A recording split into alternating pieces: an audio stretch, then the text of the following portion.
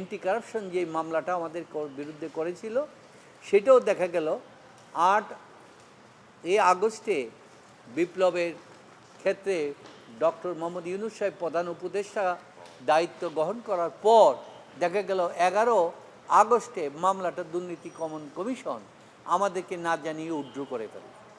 সরকার ওনার কোর্টে নির্ধারণ করে দিয়েছিলেন।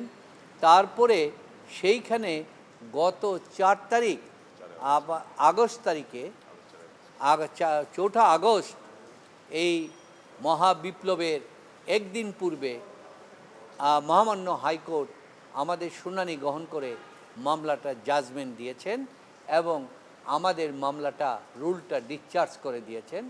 করে দিয়ে অ্যাপিলেট আপনার লেবার অ্যাপিলেট ট্রাইব্যুনালের যে আদেশটা সেটা বহাল রেখেছেন। আমরা সেখানে সেদিন সময় চেয়েছিলাম, বলেছিলাম দেশের এই পরিস্থিতি, আজকে বাসায় ফিরতে পারবো কি না জানি না, চারিদিকে গণ্ডগোল, কিন্তু কোর্ট অনেক উৎসাহিত হয়ে নিজে এটাকে কোনো আমলে না নিয়েই উনি সেখানে জাজমেন্টটা দিলেন।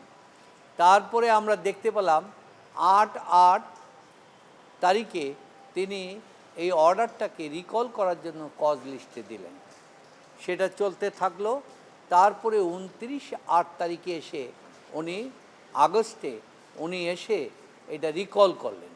রিকল করার গ্রাউন্ডসটা তিনি দিলেন যে ওনার যে দ্বিতীয় সেকেন্ড জাজ লার্নের সেকেন্ড জাজ উনি এই কোর্টেরই ডিএজি ছিলেন এবং এই সরকারের পক্ষে এই মামলায় তিনি প্রতিদ্বন্দ্বিতা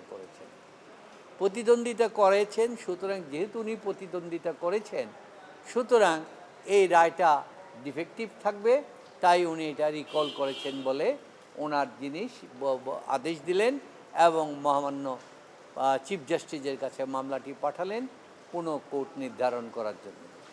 তো এই মামলাটা কিন্তু এই জজ 6 মাস যাবৎ শুনলেন। 6 মাস যাবতই কিন্তু তিনিও জানেন, উনি সেকেন্ড জাজও জানেন যে তিনি সরকার পক্ষের লয়ার ছিলেন, এখন উনি বিচারক, উনি শুনতে পারেন না, এটা বিজ্ঞ কোর্টও জানেন। কিন্তু আমরা দীর্ঘদিন এখানে হয়রানিগ্রস্ত হলাম, সমস্ত কিছুতে হলাম, জাজমেন্টও দিয়ে দিল। তারপরে এইভাবে যে জিনিসটা করা হলো এটা সময়ের আমাদের বিব্রতকর অবস্থায় ফেলেছে এবং জনগণের কাছে একটা ভুল মেসেজ গিয়েছে।